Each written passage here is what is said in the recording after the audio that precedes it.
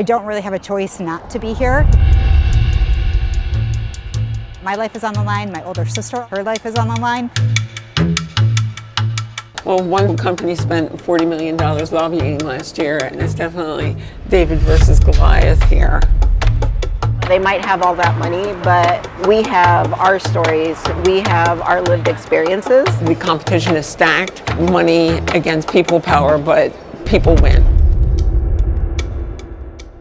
I'm supposed to be on the EpiPen, haven't been on it for quite a few years. Found out that my copay for the ER was actually less expensive than it was for me to have an EpiPen. I have suffered from lifelong migraines. My doctor several years back started me on Botox injections to help prevent them. Do I want to do it every 3 months? Maybe I can stretch it to every 4 months. I was diagnosed with multiple sclerosis about 10 years ago, and a couple years ago it had gotten really, really bad.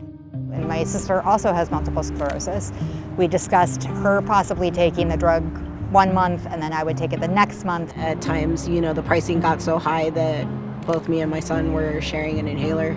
I want to sit down in front of my legislators and tell them what I go through to try to obtain a drug that is necessary for me to live a decent life. Americans spend more on prescription drugs than anyone else in the world. 1 in 3 people already struggling to pay for their medications. 1 in 4 cancer patients in this country go bankrupt. It's the #1 reason that Americans do go bankrupt is due to medical debt. Thank you so much for taking time out of your busy weeks to fly down to DC to talk to your legislators about the important issue of high drug prices. The members of Congress work for you, and they are meant to represent you. You want your legislator to hear your story and know that there is something that they can do to help you. I think a lot of people kind of take for granted that our voices can make an impact.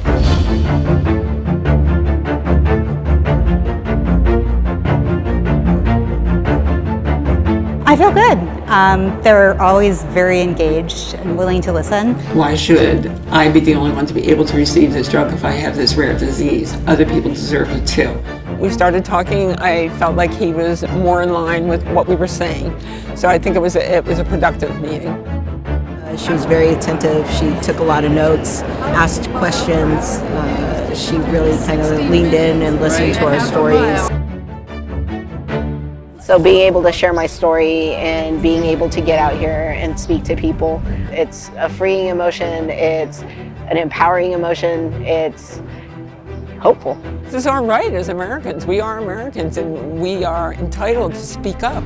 And it's one of the best things about our country, is that we can speak up and we can make our needs and our voices heard. And it makes you feel like, 1, you're not alone, and 2, people are actually willing to listen and help.